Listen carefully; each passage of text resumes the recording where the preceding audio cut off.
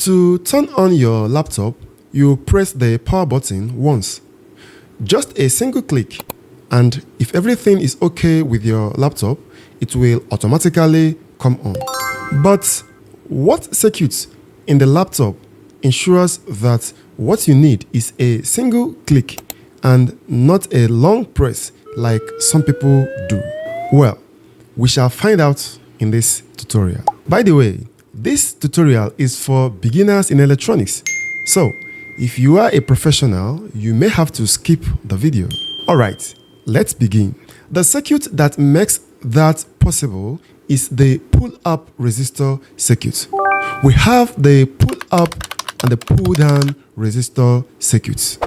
We are going to discuss this concept theoretically, and afterwards, we will carry out a practical demonstration of the concept. So, keep watching. Okay, here we have a simple microcontroller circuit where a switch is connected to pin 10 of the microcontroller, and the switch is also connected to the ground rail of a power supply. So what this means is that when this switch is pressed, this pin 10 of the microcontroller will be pulled to ground, or it will be pulled to the zero rail of the microcontroller in the circuit. And once that happens, it will trigger the microcontroller to do other actions required of it in the circuit. If you look at this circuit properly, you will see that one leg of this switch, which is connected to pin 10 of this microcontroller, is not connected to anything when the switch is not pressed. Now, when we have such condition in a circuit, we say that that pin of the microcontroller is floating. And when we have a floating pin, that is a floating GPIO pin.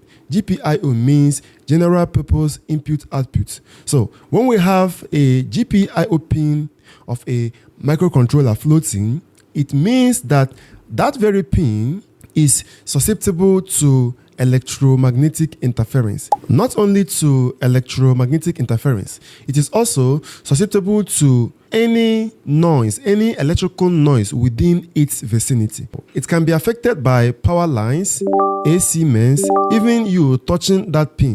And once that pin is floating, it means that if it is affected by any electrical disturbance, it can cause that pin to be pulled to ground even when you have not pressed the circuit. And if that happens, it means that the circuit will malfunction. So, to solve this problem, we will introduce the pull-up resistor, and that is what we have in this circuit. So this is a simple pull-up resistor circuit. If you look at this circuit, you can see that we have a resistor connected to pin 10 of the microcontroller, and that same resistor is connected to a 5 volts power rail. So what happens here is that as long as this resistor is connected to the very pin that will trigger the microcontroller to go into operation, as long as it is connected to this very pin and also to a 5 volts power rail, we will no longer have that GPIO pin floating because something is now connected to it. You can see that this very pin is connected to 5 volts. In digital electronics, 5 volts is logic high and 0 volts is logic low. So because this pin is connected to the 5 volts power rail, it means that as long as this switch is not pressed, this GPIO pin of the microcontroller will be latched to a high voltage rail. That is, it will be pulled up to high voltage. That is why we call this resistor a pull-up resistor. So here is what happens. The moment you press this switch, this very GPIO pin where the resistor is connected will be pulled to a logic low. And once that happens, the microcontroller will be triggered to go into operation to do what it is supposed to do when the switch is turned on. And once the switch is released, this very GPIO pin will once again automatically be latched to the 5 volts power rail. That way, we will not have this pin floating. which will cause it to be subjected to electrical noise within its vicinity, because it is this electrical noise that will cause it to be put to a logic low when the switch is not pressed. Now, you may ask, why don't we just connect the 5 volts power rail directly to the GPIO pin without the resistor? Why don't we have the circuit to look like this? Well, if we have the circuit connected like this, whereby the 5 volts rail is connected to the GPIO pin that will trigger the microcontroller to go into operation. If we have it like this, it will actually pull the GPIO pin to a logic high. However, the moment you press this switch, we will have the 5 volts rail connected directly to the 0 volts rail, and that will constitute short circuit, which is something you must avoid whenever you are designing a circuit. So, to avoid that from happening, we have to connect the pull-up resistor such that the moment you press the switch, instead of we having a direct connection between the 5 volts power rail and the ground, which is the 0 volts rail, we will have some resistance along the path of current flow, and that will prevent short circuit. So this is why we need the resistor to be in this circuit, and that is why we call it the pull-up resistor.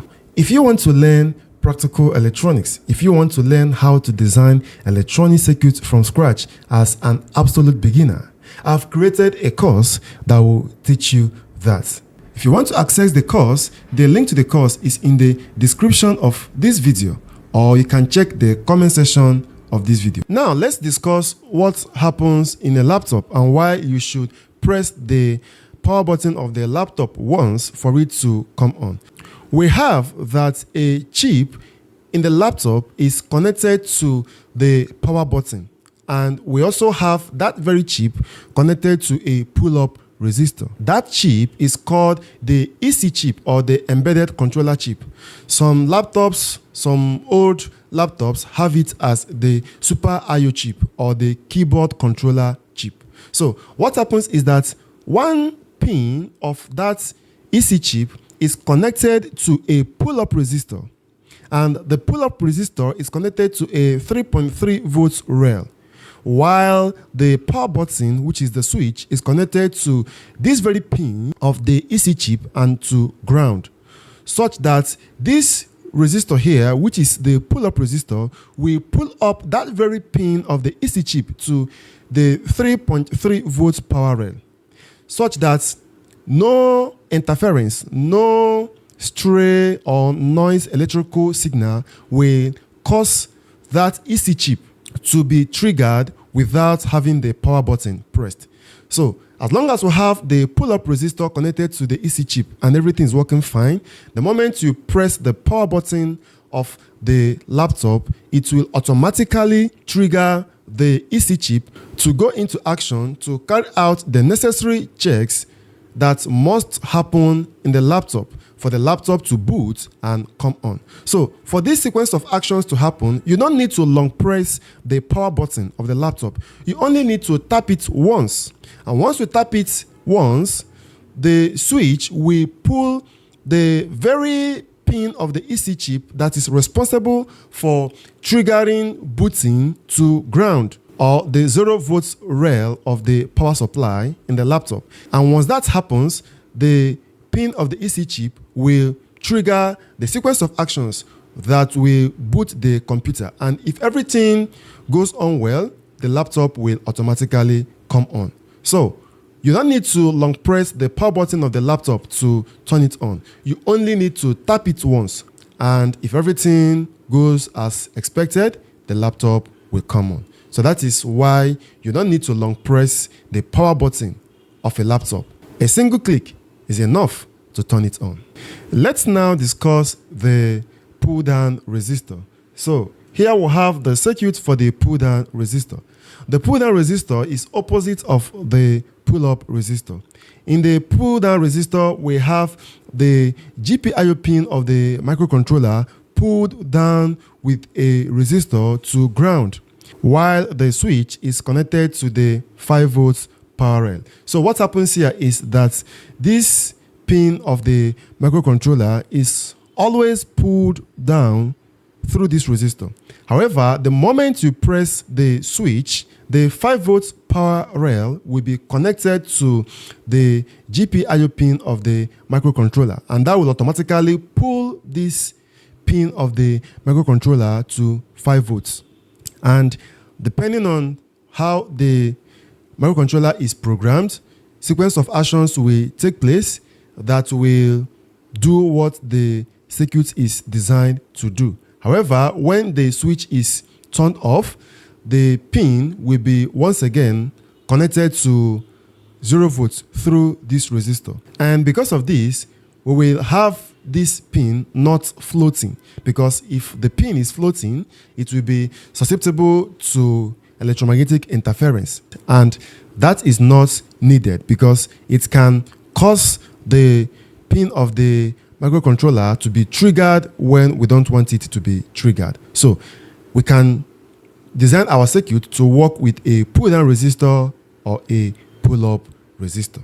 So that is the theoretical explanation of the pull-down resistor and the pull-up resistor, and why we only need to press the power button of the laptop once for it to come on. Now, let us carry out a practical demonstration of the pull-up resistor to better explain what we just discussed.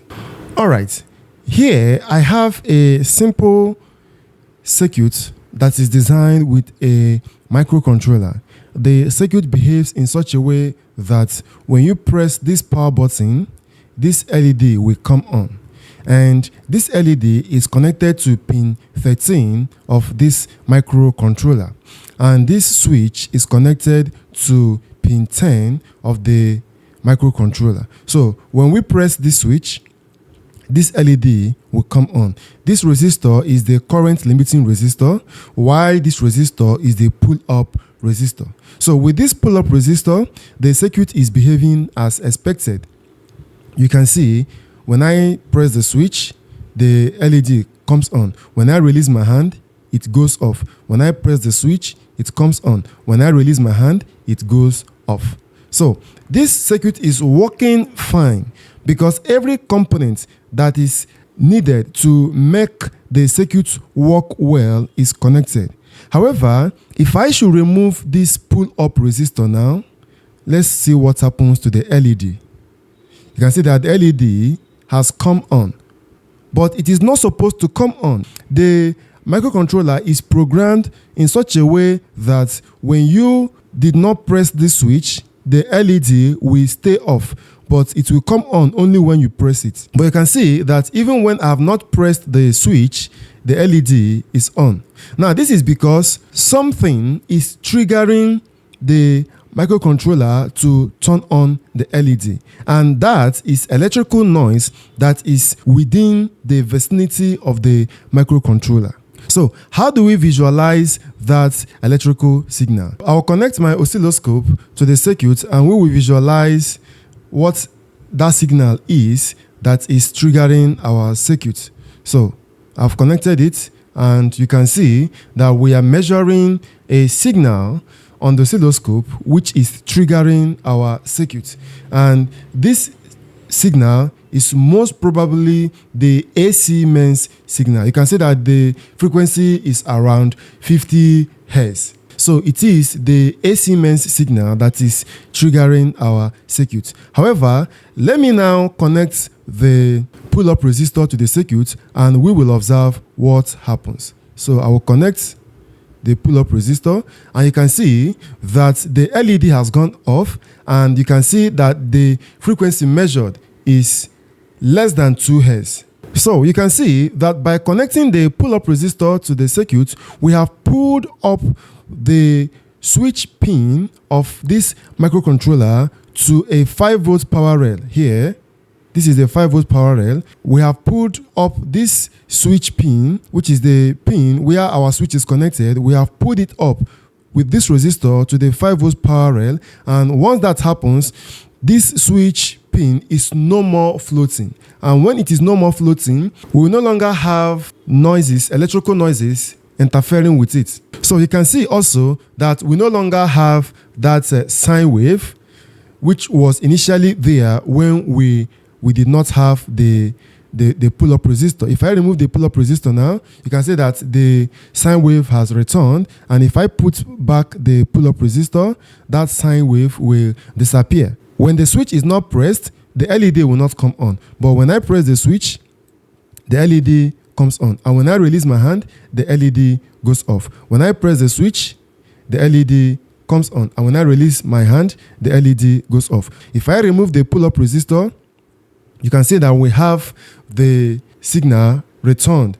At this moment, it is not affecting the circuit, but if I should do one or two things around the circuit, we may have this LED triggered. So let me remove this. You can see that by just removing this oscilloscope probe, the circuit is triggered. You can see it's on, it's triggered. Now let me connect it back. Remember, we don't expect this LED to come on when we are interfering with the circuit. We don't expect it to come on. So at this point, it is behaving well. If I remove the oscilloscope, it stops behaving well. So this erratic behavior is what we don't need, and that is why we need to connect the pull-up resistor. So if I connect the pull-up resistor and I remove the oscilloscope probes, nothing happens. If I press my switch, the circuit comes on, and if I remove my hand, it goes off. If I connect the probe again, let me connect the oscilloscope probe and we will check. If I connect the probe again, as long as I have the pull-up resistor there, the LED will not be falsely triggered. If I press my switch, the LED will come on. If I remove my hand, it will go off. If I remove the probe, everything will still be fine. But if I remove this pull-up resistor, you can see the circuit starts misbehaving. So this goes to show that a pull-up resistor is needed whenever we have a circuit like this, especially whenever we are using a microcontroller in a circuit where a GPIO pin of the microcontroller is connected to a switch. So that is how a pull-up resistor works. All right, I believe this tutorial has taught you the concepts of pull-up resistor and pull-down resistor. It has also taught you and explained to you why you should only press your laptop power button once for it to come on. If you like this video, please give it a thumbs up and let me know your thoughts in the comment section. See you in the next tutorial. Until then, keep learning. Bye.